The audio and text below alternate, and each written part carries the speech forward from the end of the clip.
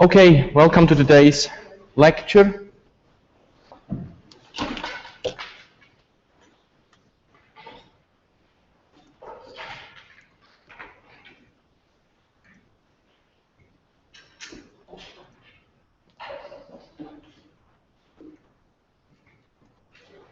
So today we're going to make images, at least in our minds. So first question we're going to address is what makes the magnetic resonance signal spatially dependent? That is, how do we encode spatial information? How is the position of a magnetization of a spin identified? And then part of generating an image is echo formation. So we're going to ask the question, what is echo formation and how is it achieved? And finally, we'll end the course with how are two-dimensional images encoded. The course is difficult, requires a lot of thinking, and it's not an easy course to teach. So just a little heads up warning on this. Next week, we'll discuss basic contrast phenomenon in MR imaging, and we'll terminate the semester with advanced contrast mechanisms in 2 weeks. Okay, so let's start out with what do we actually know so far about magnetic resonance. So we have, so far, we've introduced the need for a static magnetic field, which we call B0. That magnetic field we need to generate equilibrium magnetization. That equilibrium magnetization is the basis for the signal. The static magnetic field is typically for MRI between 0.1 and 12 Tesla. And just for a reference here, the strength of the magnetic field, Earth's magnetic field, which is 0.5 times 10 to the 4 Tesla. So it's a fraction of a microtesla. Then what one does, one excites the spins using a radio frequency field operating at the Larmor frequency. So exciting the spins means for magnetization, we're flipping the magnetization into the transverse plane. So now here's the radio frequency field that we need. It's called B1. It's typically on a strength of 0.05 millitesla, so it's much weaker than B0, and it is applied on resonance, and on resonance means the radio frequency field has a frequency that corresponds to the Larmor frequency. And then what we have seen so far is then one records the time signal, known as the free induction decay. We've seen that's an exponential decay, exponential the envelope because of T2, and then there's of course the oscillation corresponding to the frequency. We've then seen transverse magnetization decays exponentially, that's due to T2, and longitudinal magnetization afterwards grows exponentially, that's the action of T1 relaxation. And the detection of the magnetic resonance signal is the detection of the induced voltage, the EMF in the radio frequency coil, due to the precession of the transverse component of the magnetization. So that goes together with B1 because it's the same effect. It's using the RF field. It's even using the same coils. Okay, so that's so far what we've seen from magnetic resonance. We've introduced B0, the main static field. B1 is the radio frequency field. But what we've seen also so far is the detection of the magnetic resonance signal from the tissue with the RF coil. There's a priori no spatial information in there. So a radio frequency coil that's built to homogeneously excite, that is the B1 is independent of space, will detect the signal from the entire body. So there's no spatial information. So this, what I've taught you so far, what we've discussed so far, does not produce an image. We don't have spatial information, and now we need to introduce the spatial information. And to do that, let's look at the precession frequency of the magnetization, the Larmor equation. We have the precession frequency is given by the gyromagnetic ratio, gamma B0 times the magnetic field, so that's gamma times B0. That's the static magnetic field, that's this field here. So, how can one encode spatial information? with what you have here so far in the signal. B0 has to vary. B0 has to vary with space. Yeah, that is, then you have the frequency that depends on the information on space. You do a frequency analysis, also known as Fourier transformation. Well, actually, then I've given you now the next 40 minutes, basically, 2 sentences.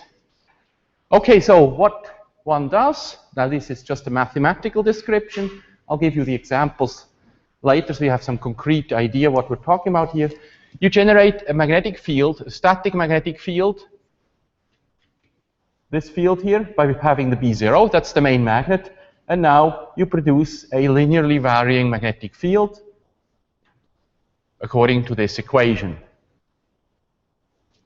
This will now give us a Larmor frequency that depends on position in space. And in this case, linearly, so we have a frequency that varies linearly with the position in x. This is, of course, always the magnetic field B along Z. We're always looking at the Z component.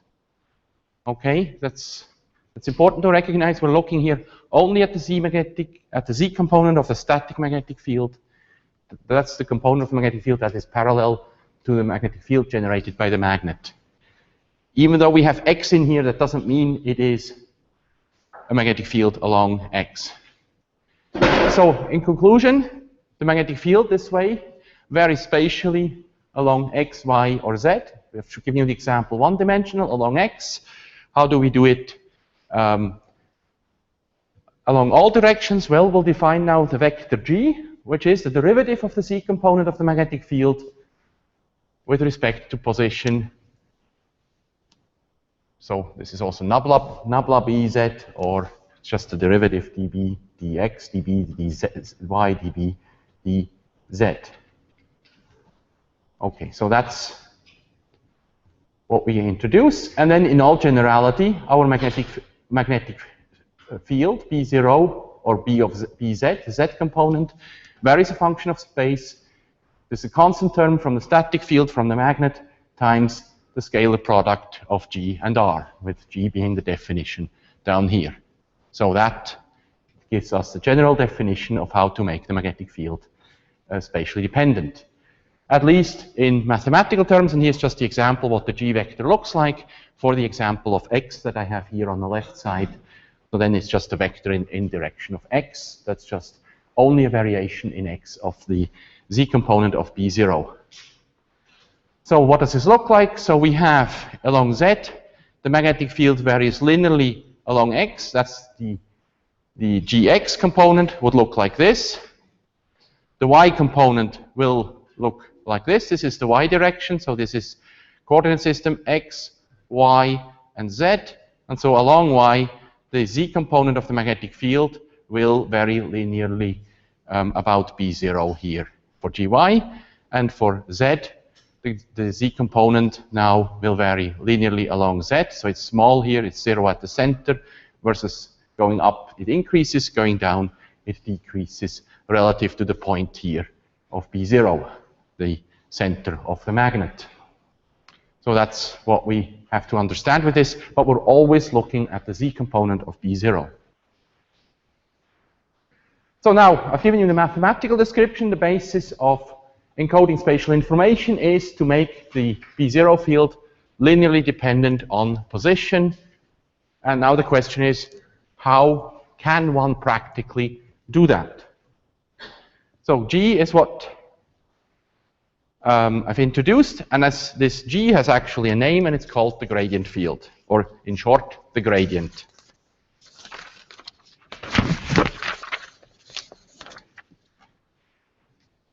So here, again, the definition, the mathematical definition, the derivative of the Z component with respect to position.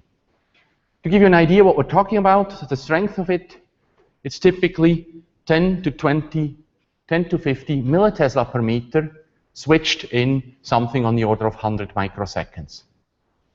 So it's very fast switched. That's the practical term. The strength, as you can see, it's quite strong. If you're a meter away, it's relatively weak if you're close to the center. And so this is used to determine the spatial position of the signal through its frequency. Okay, so how is the gradient generated? The gradient field is generated by a set of 3 additional coils, so-called gradient coils. And this is a scheme here. Here's the subject. The big magnet is not shown. The RF coil is not shown. Well, actually, it's here, the transceiver in blue. Here's the subject. So here's the Z coil. In yellow is the Y coil, and in red is the X coil. So these are additional coils that are in there and made of copper, and currents are switched through them to produce a gradient field, depending on which space one wants to encode. The X and the Y gradient coils are basically just a 90-degree rotation of one of the other. Okay? To be linearly variant in X or in Y, you just rotate the whole structure by 90 degrees. So we don't really need to be concerned about it. And actually, we're not going to go into the details exactly how they're produced, because all we need to understand is this part here. But I'll give you the example for the Z gradient. The green coils here are depicted as a Helmholtz pair. So it's 2 coils. We got one coil here, the other one on the bottom, and the arrow on these 2 coils indicates the direction of the current flow in them. So one goes counterclockwise, the other one goes clockwise. They're in opposite directions. This is the direction of B0, that's the Z direction. And now we have, we can calculate from the current distribution, we can calculate the magnetic field of these 2 coils. But we'll make it, again, more qualitative here. If we look at the center, at the symmetry point between the 2 coils, at the exact middle, this coil, according to the right-hand rule, will produce a B0 field that goes up. On the other hand, the other coil produces a magnetic field that goes down. Since we're at the symmetry point between the 2 coils, and the coils run the same current, the magnitude of these 2 fields must be the same. And since they're opposite, at this point, the magnetic field is 0. Okay, and that's what we want. We want at the center point, we want to be actually G times R to be 0. That's when R is 0. So this is the magnetic field at this point. Now, if we go space up, then we see the contribution, according to this R cubed law or R squared law, the contribution from the red coil is reduced. The contribution from the yellow coil is increased, so the magnetic field increases. And if we go down, it's just reversing the role of 2. The magnetic field increases down or decreases, and the contribution from the yellow coil in magnitude decreases. So the magnetic field generated by this set of coils increases upwards and decreases downwards. At the middle, it's 0. And it turns out that actually for this configuration, it is over this range here, it is practically linear by how much the magnetic field varies with Z position. Okay, and that's the basic gradient coil along the Z direction. Now, practically, how does this look like? This is one gradient coil. So where's the current flowing? Here's the current path. These are copper wires. So the current is flowing through these copper wires. The whole thing is put on a cylinder, and then in the end will be potted in epoxy. So that's one gradient coil. And here, on this example, these are now all 3 gradient coils. And this whole set is cylinder. You can already imagine from the geometry, this is inside the main magnet, but outside of the patient and outside of the RF coil. That's where this structure is, and usually you never see it. Okay, so how many of you have been in an MRI magnet? Anybody? Okay, so you remember it was quite noisy. Yeah, so why is it noisy?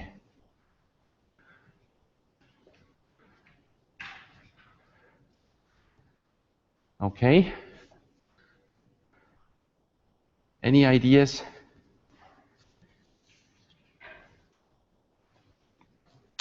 Well, you've got copper wires.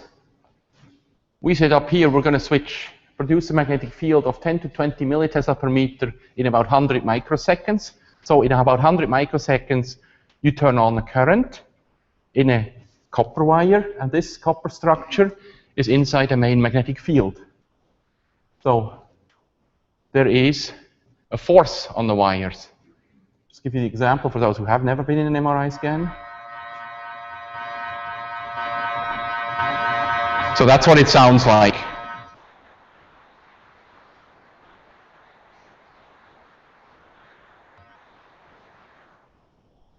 So you have a Lorentz force of the magnetic field on the rapidly switched current in the coils, and that Lorentz force creates a displacement of the copper wires. These wires here, it's so small you can't detect it. You won't see it, but it's like knocking on the table. You won't see the displacement of the table, but you still produce noise. And this is essentially the same thing. And actually, typical parameters here is switching 100 amperes in 100 microseconds. You can imagine in such a strong magnetic field, that's a fairly strong force.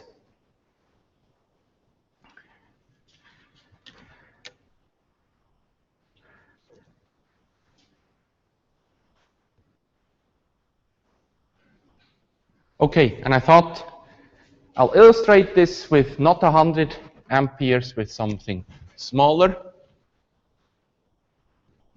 So Lorentz force, some of you have seen this experiment a few years back. I've got the current flowing through here. Here's the magnet. I'll turn on the current, and you see it's moving. So it wants to move. If it can't move, then it'll produce a sound. It'll move the other way if I switch it. Switch the current direction. So that's one example. That's the Lorentz force.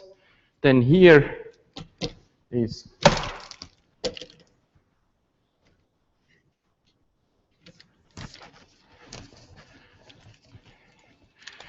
a little bit more drastic example, and I will have the theoretical conclusion in a couple of minutes.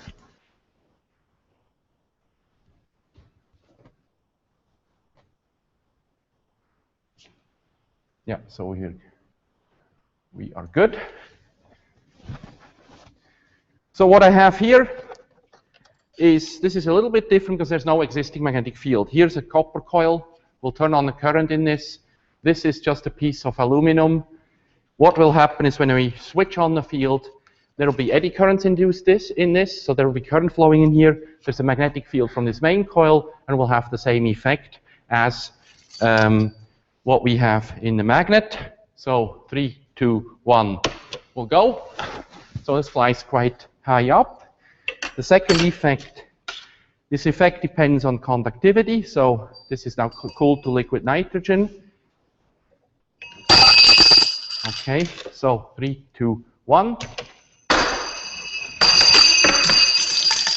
So this is just because this conductivity is higher, there's a stronger current induced. It's a stronger current, but the main field is the same, so the effect is stronger. So the knocking sound is proportional to the current, that's strength, that's switched inside the gradient coil. So if a very noisy scan, then you know they're going with higher resolution.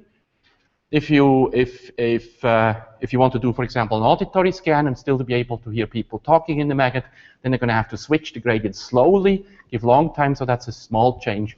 I can't produce that here. Okay.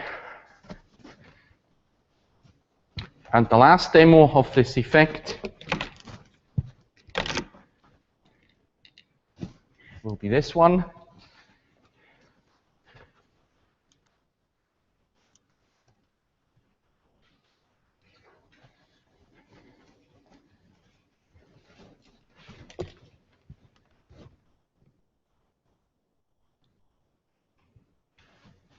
Yeah, for those who are watching this online, you'll just see one half of the experiment, but it'll be should be good enough. Okay, so nothing to do. I don't have any shares from Coke, but we got just a can here. So it's aluminum. We've got a coil around it. Let's see if you can see this on screen. There. Here's the can. So here's the coil around it. What I'm now going to do is I'm going to start charging a huge capacitor down here. We'll have to go to around 10 kilovolts, charge it up. It's going to take a while, and then we'll discharge it in a very short time. Just to give you the idea of switching a gradient coil in a magnet done in 100 microseconds. We just need to have enough charge here to have a sufficiently strong current develop. So what's going to happen when I discharge the capacitor?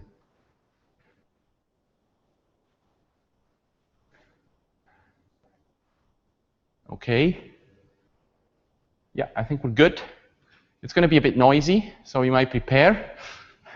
Okay. 3, 2, 1.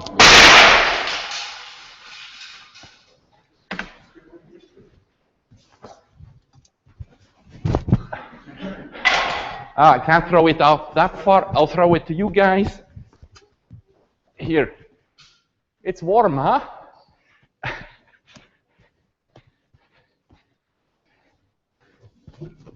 Shall I do it one more time? You can. I've got still one can here. Unfortunately, the one that I brought from my office is the old version. So what happens? When we discharge the capacitor, there's a current that goes through this coil here. That current builds up a magnetic field. The magnetic field, as it is changing with time, builds up an eddy current in the aluminum can. That current opposes the main magnetic field, and therefore it wants to change the area, constricts it to the point that it ruptures it. Okay? 3, 2, 1. There we go.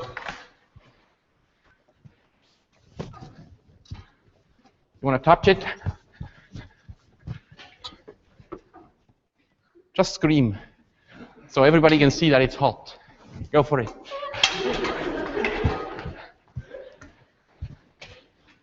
Somebody in the middle wants to feel the heat? Fabrice, you were just volunteered. There you go. It cools off, of course, fast because there's not a lot of mass, and so the heat capacity is low.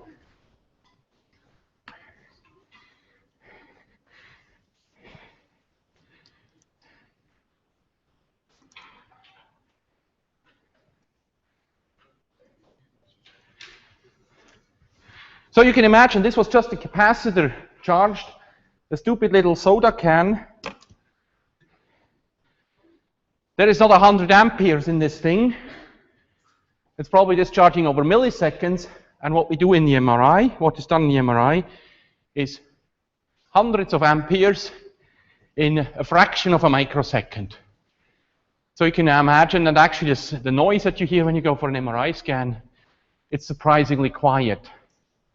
Now what's being done, there's constant improvement on that, is measures to reduce the noise without changing the switching time. So as time goes by, people find out better ways to build the gradient coils, to sound insulate them. So over time, compared to 20 years ago, the scans nowadays are surprisingly quiet. Well, the patient may not necessarily care, still may be too noisy. Okay, so I want to just briefly talk about how slice selection is done, and then for the rest of the course, we will just consider a single slice. We'll just look at in-plane encoding, but let's just talk about how is a slice selection achieved. This is how do we actually get an image from a defined slice in the body like this, just like the bread cutter that we've seen with computed tomography. And the basic principle behind this is the on-resonance condition. So we've seen that the B1 field can only excite spins or rotate magnetization from the longitudinal direction Z into the transverse plane if its frequency matches the Larmor condition, that is the Larmor frequency. Okay, so I'll illustrate this here. This is a three-dimensional object. We've got all sorts of little spins in there, or you can call them pockets of magnetization. They are here. That's the Z direction. I will call that the Z direction. We'll call that the X direction. And upwards is the Y direction. So that's just some kind of square object filled with uniform magnetization. And in each one of these, we will look at the precession of the magnetization once it has been excited by a radio frequency field into the transverse plane. So the experiment you have to imagine is we have longitudinal magnetization, then we apply a radio frequency pulse, which rotates all the magnetization to the transverse plane. And now we're looking at a transverse magnetization component for each one of these little voxels, if you will. This we will call Z0, the position Z0. And now for this position, the resonance condition says that we have to apply a B1 field with a frequency of omega RF equals gamma B0 plus gamma GZ times Z0. And then we'll be able to rotate the magnetic field into the transverse plane. And this is what it looks like. Okay, so why are the gray spins not moving?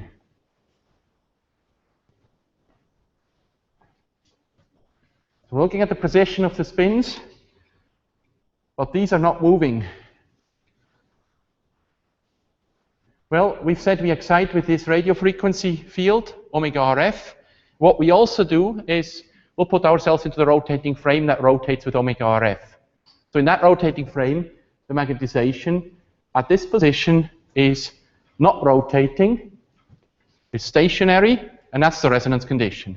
And you can only excite that band, so if you apply the radio frequency field with that angular frequency here, you'll only affect these magnetizations here, or these spins that satisfy this condition, and of course, in X, they all are at the same position with respect to Z, and along X and along Y also, so this gives you here the gray circles here that gives you the indication of which spins or which magnetization is affected by this particular radio frequency field.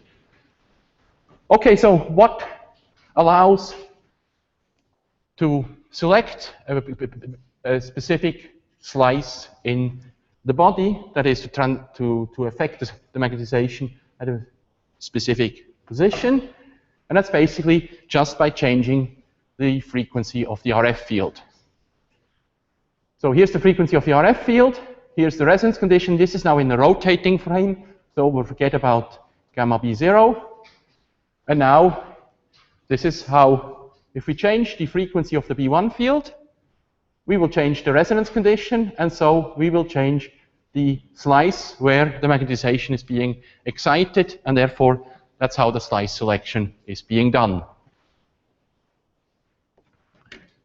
So that's actually very simple. You just take a programmable synthesizer, you program a different frequency into the synthesizer that changes by a few kilohertz, and with that you change the position of the slice that is being excited.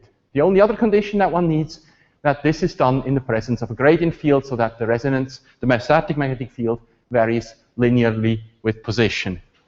Well, then I just need to tell the computer we'll take this frequency or that frequency, and that selects either this slice or that slice here. Okay, now a little in parentheses. We have a lot of coordinate systems now. I haven't really made a distinction, but this can create confusion. We have X and Y. We refer to this as the spatial coordinates X and Y. That's the lab frame, that's our reference frame. That's the reference frame of the patient, of the mouse, or of the rat in the magnet. That's X and Y. MXY, M or transverse, M transverse, refers to the transverse magnetization, and here the XY refers to the coordinate system in magnetization space. Okay? So, not to confuse that when we go into the rotating frame of reference for describing the Larmor equation, we're going in magnetization space into the rotating frame and not in real space. Okay, because otherwise you might think, well, we got now the patient rotating at 100 megahertz, and we have to introduce things like centrifugal forces or even Coriolis. But we don't, because we're just doing this in magnetization space. The deeper reason for this is the degrees of freedom of a particle are defined by its linear momentum, its position, and its spin state. And of course, because we're looking at a spin effect, we're looking at different degrees of freedom, so we're in a different state, space here.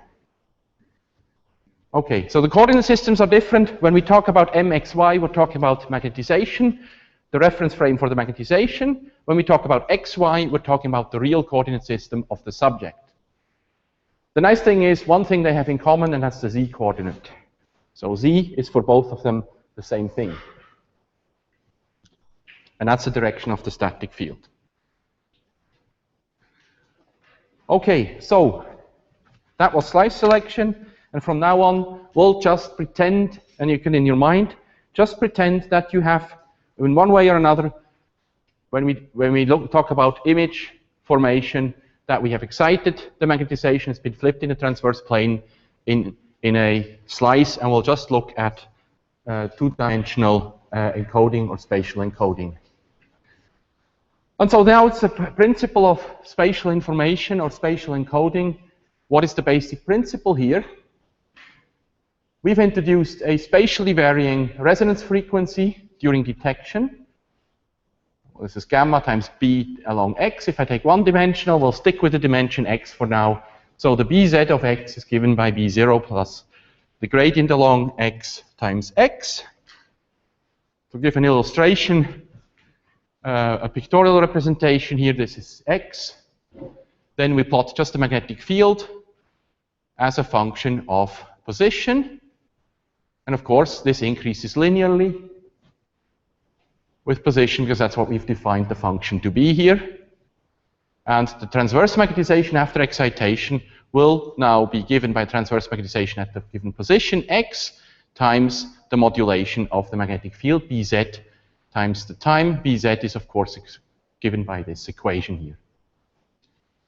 Okay, or if we write this now, put this into the equation here, then we have got the transverse magnetization at the beginning in a particular position, x, times the modulation from B0 and the modulation from the gradient.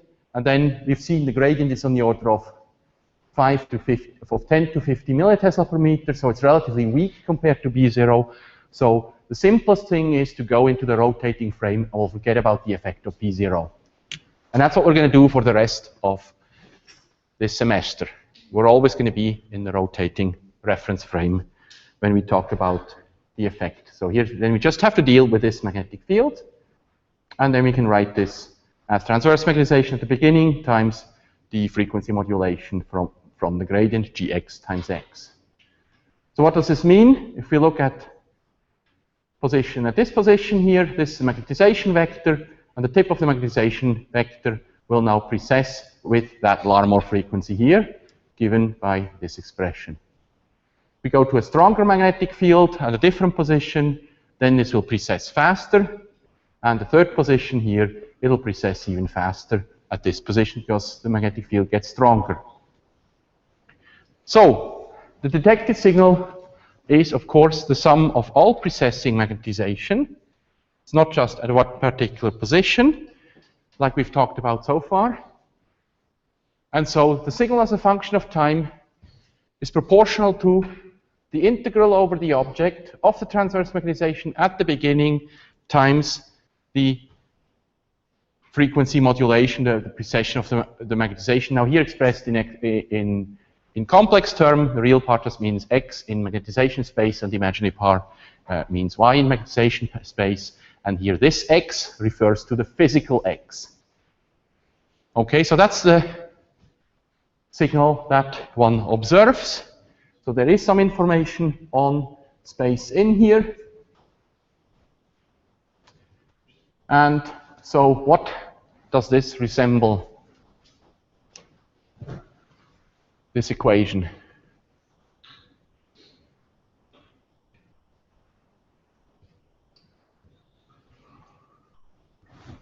you ever seen something similar like that?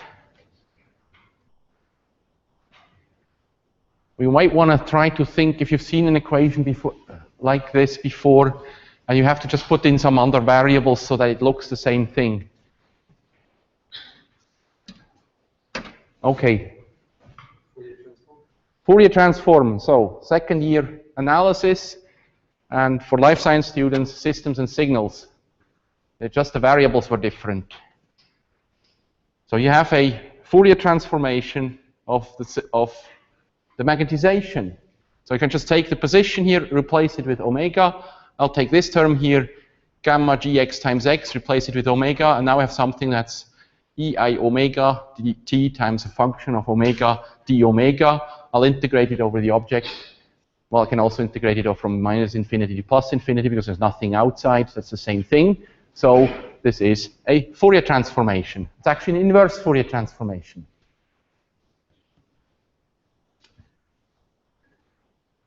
Okay, and we can write this in a different way here. We can write this instead of S of t, we'll write it as S of k.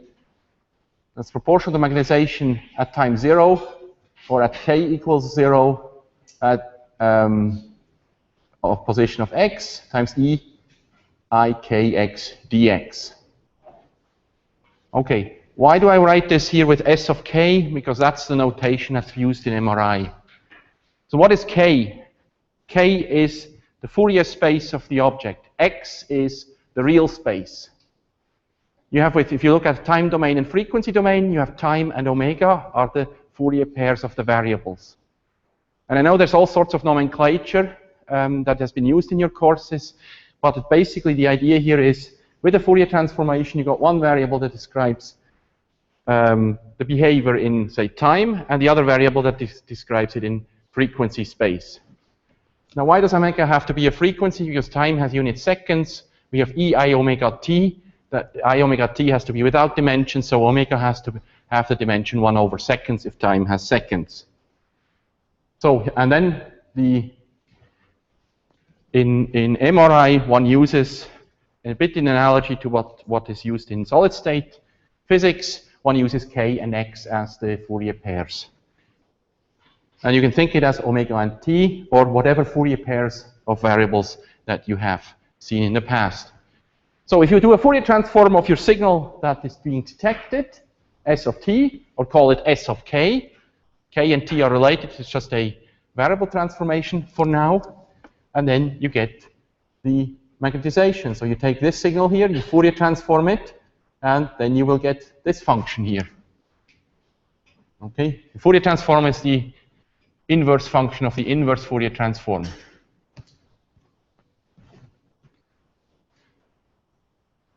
So for a two-dimensional object, then m of x is given by the sum of x in y in position x and y integrated of dy, because we're only interested in the variation of the magnetization along x. Okay, so I take the signal here, S of k, I'll Fourier transform it.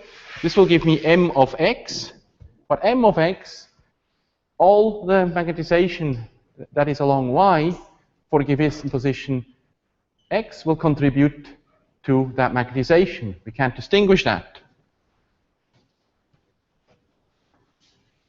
Okay, now this equation, have you seen that before? Now this is where you say yes with an exclamation mark. We have seen that before, a few weeks back, in a totally different context. Remember what it is? It's the radon transform. So, and I've said before, if we have a radon transform, then we know we can produce an image. So in essence, I could stop here and say, look, we've gone to the point. I've shown you where with the encoding of a gradient, we can actually generate a detector signal after Fourier transformation that corresponds to the radon transform. And once I know I have the radon transform, I know how to reconstruct it, and we'll be done. Okay, but that will make the course way too simple, and we will forget about some basic features that are used in MRI. It's done slightly differently. But anyway, one can, in principle, use back projection to reconstruct an MR image.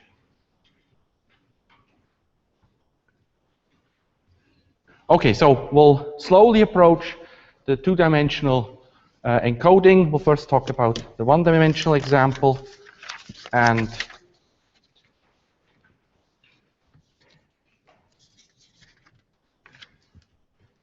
then we will go to, after the break, to the two-dimensional example. So let's look at one-dimensional here.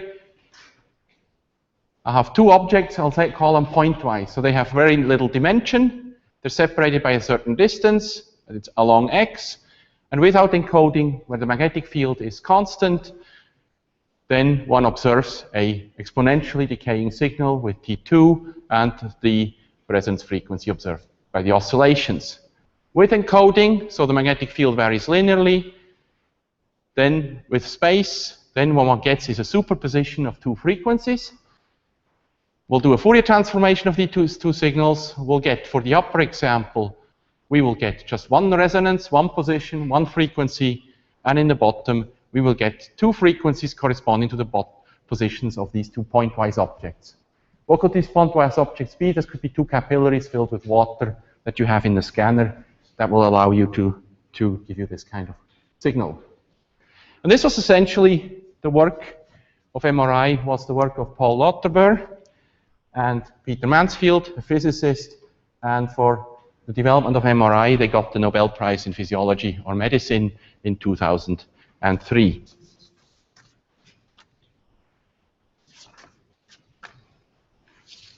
Okay, actually, I will do one more slide. This will take us a little bit into the break. And the question is, how does the signal evolution under a gradient look like? How does it behave? And this is very critical for what comes next. So I'll retake this here now. We'll look at the signal as a function of time. It's equal to the integral over the object of the magnetization at time 0. And we'll now take the variable direction x times the direction along y times the gradient along y. That will give us this term. And we'll integrate over y because it's all the positions that we're interested in. And if you look at that, you will see at that integral, you will see that integral is maximal for t equals 0, and it goes to 0. It becomes even smaller with time because this term here just produces a different orientation in complex space of the numbers that we're integrating. This is an integral, and so the sum will be reduced. So that's the idea of the term of dephasing. So if you look at a gradient now along y with time that is first negative and then positive and then goes back to 0, and we'll now look at the phase of the magnetization. So what is the phase of the magnetization? That's this term here. You can call it e to the I phi. This just basically tells you in complex space what is the orientation of the complex number, the phase of the complex number. And that's what we call the phase of the magnetization. It just means by what angle is the magnetization tilted relative to a reference angle. We'll call it here just phi of time is equals to the gradient along y times time. So what happens here is we will go with the phase negative, the gradient is negative, then the gradient is positive, same amplitude, so it will increase with the same slope. And here the gradient is turned off, so the phase will no longer change because now this term is 0. So if you look at this case, so we start out at time 0. The magnetization is in phase. So then at t equals 0, all the magnetization vectors are presumed to be along a certain direction. They're all collinear. That's what is called in phase. That's what happens at time 0. They have all the same phase. Then we look at the second experiment now. That is now another second experiment. It's a second different position. What I'm now varying is the position along y. So if I look at a different position, then the phase increases faster with time because now y is higher. Gy is always the same. The position has changed, is bigger. So the phase with time will increase with a certain slope. This slope is stronger. Then the gradient goes positive. So it'll decrease, and then it'll increase, but here the slope is the same, and at the end, it'll be at this point. Third example, or third position, even stronger, we're further away in y, so the slope is now 3 times as high, going down in magnitude, and 3 times high as going up. We'll do a fourth one, fourth position along y. So the phase is increasing with time much stronger, but then also decreasing with time. And I think there's a fifth example here. We'll go up, and a sixth example, etc., and a last one. So this is what happens with the phase, that is with this term here, that's this term in here. Over time, it decreases.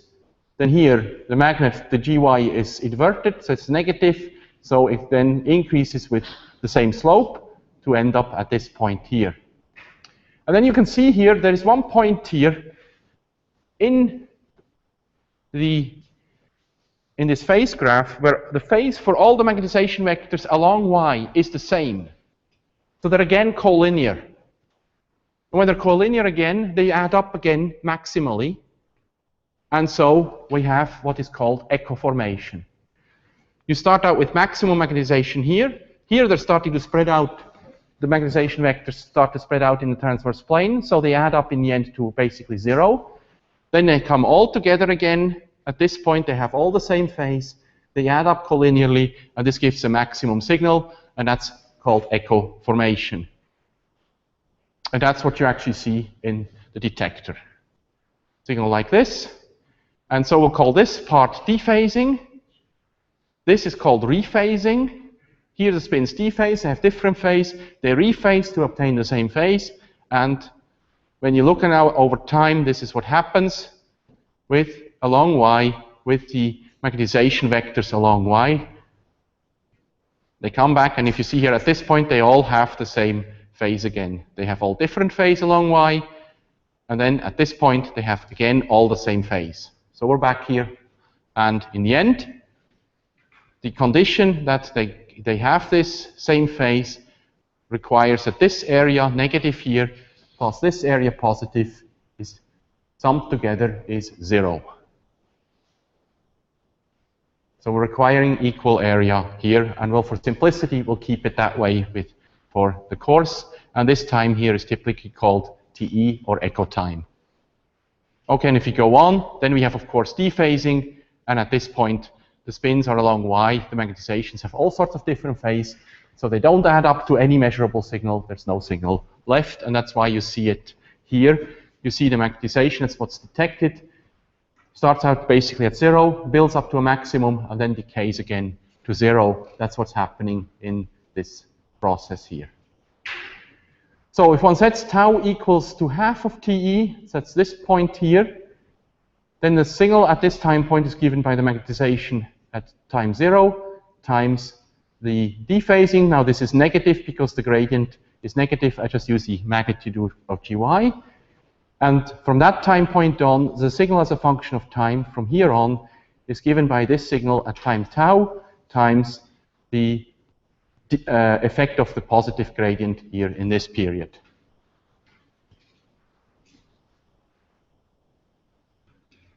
So that's just rewriting, basically taking out this magnetization at time tau, has this term in here, and so during this period here we have echo formation at first, the rephasing. So we'll go through that briefly.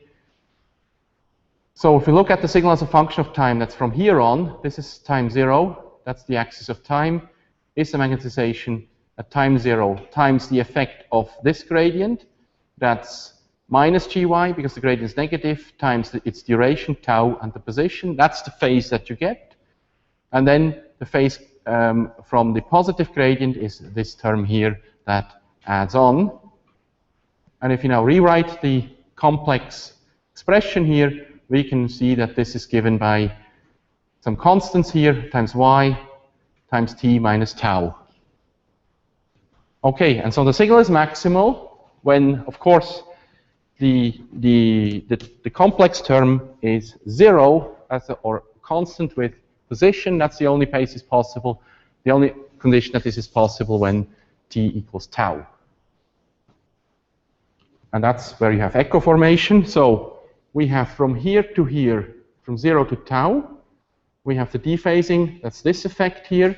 And then we will have maximum signal when T minus tau is 0. That's this point.